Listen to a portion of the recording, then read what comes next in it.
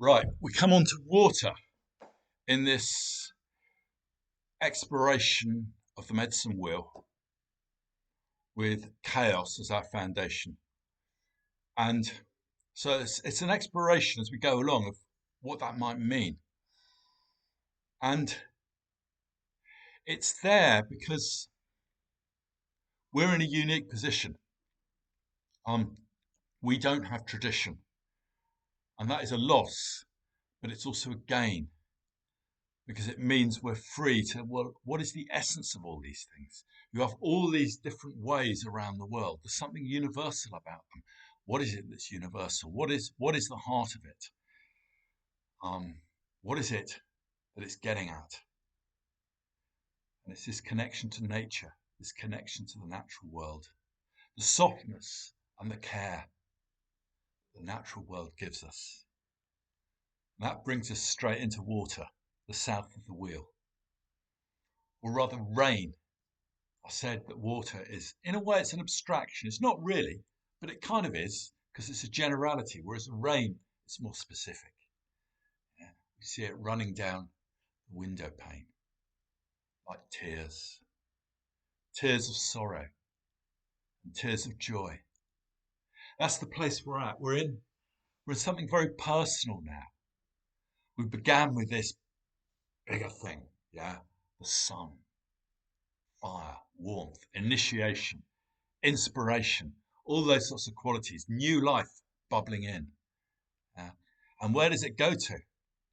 Well, it can go straight across the wheel into the body. Uh, and it can also, well, it does. It goes round the wheel as well into the emotions. And that's where we learn how to live with it. It's the fire that keeps our emotions bubbling up. Um, we don't have control over what we feel. They're a mystery. We don't even know what we're feeling, let alone where the feelings come from half the time. Well, particularly maybe schematically if you're a bloke, particularly you haven't got much water in your chart astrologically, those kinds of things. Or it takes longer to know what you're feeling. So that's the first task of this place, rain, is to pay attention to what you're feeling. And that happens in your body, in the trunk of your body. Feel it in your heart and in your stomach and right through you, what you're feeling. And we're pay attention to that. The big learning of this water place is about paying attention to feeling and living from that. That's what we forget to do. And why is water feeling? Because it moves a bit. Yeah, it's not like air or wind, which moves all over the place instantly, and that's like thought. Yeah? And it's not like earth, which is still, like the body.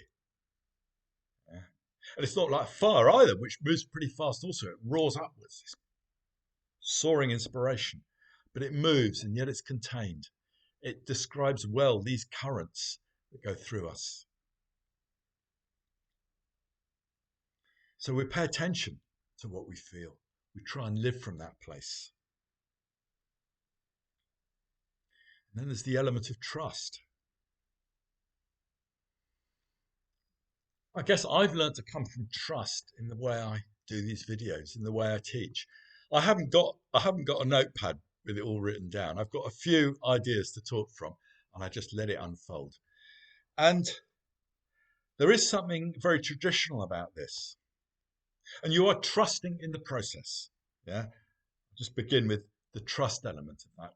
Because trust is what we come in with as a baby. We trust in our mother. Our existence is founded on trusting that we are taken care of. Yeah? That's where our psychological security comes from. So, in a way, the basic emotion, you could argue, is trust. And we're not just cared for by our physical mother. When we get older, our physical mother has done her job. Yeah? So we release her from that. We thank her for that. And we discover the earth as our mother. The earth takes care of us.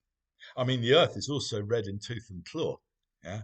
But for now, we're just concentrating on this benign, caring aspect. So when I used to have this native Canadian guy come and stay with me, when he did a storytellings, I mean, you know how in the West, if someone's telling a story, I have it all prepared beforehand, um, and then they tell it, and that's great. And I love going to storytellings myself, and they belong to the North, so we'll come to that in the air element. Yeah, the stories that tell us our place in the cosmos, show us how to orient. Anyway, back to the South. Um, but he didn't work that way. First of all, he didn't need to prepare his stories because he'd been traditionally trained in dozens and dozens of them. Because he was sort of singled out as, all right, here's a sort of wise man or healer or whatever at a young age. And he was trained in the tradition and he knew them all. And he knew the meanings. He knew how to expound them all. And so at a storytelling, he would ask people to ask questions about something that was relevant to their life at the moment, one after the other. So one person would ask a question, then another, and then another. And at a certain point, a story would present itself to him to tell in response to the audience. And that's what he would do. Wouldn't necessarily be able to explain it rationally, but that's what he would do. And that's a certain kind of trust. You just trust in what's happening, and that enables you to be responsive. And you can tell the difference, can't you? If I was reading out the script here, it would be very different. And sometimes it's necessary to do that. You're reading out a paper or whatever, but it's not half as alive, because what matters is that kind of aliveness.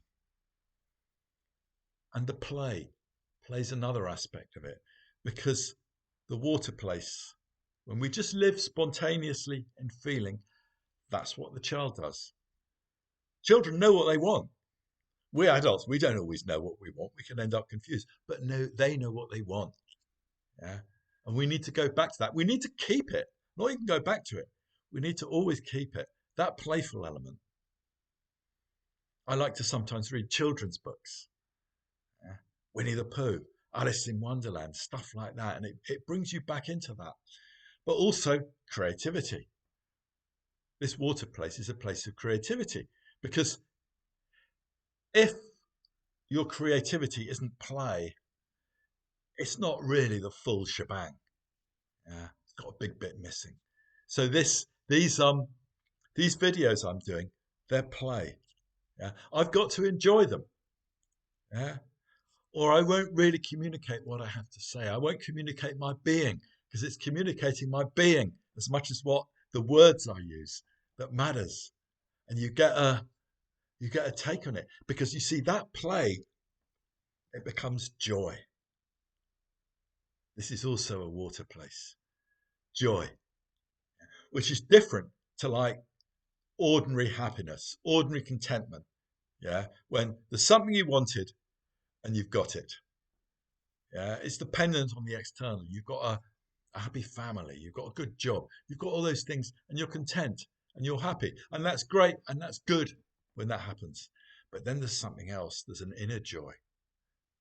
Yeah, when we're answering a call deep within us and living from that. It depends on being with it, expressing it, creating from that place. And then there's joy. And it has the spontaneity that the child has when the child plays. So that in a way, the child experiences joy.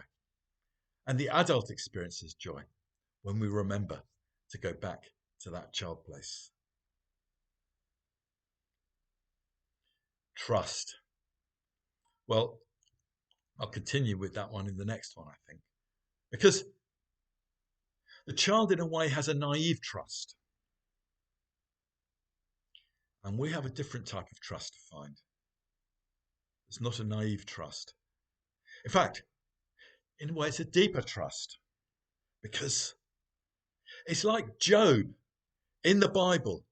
God took everything from him and he kept his faith. Yeah. Another word for it is faith in life. Yeah. That there's this current faith in the fire, really. Yeah. That you can still see that fire and it still keeps you happy. Okay. See you next time.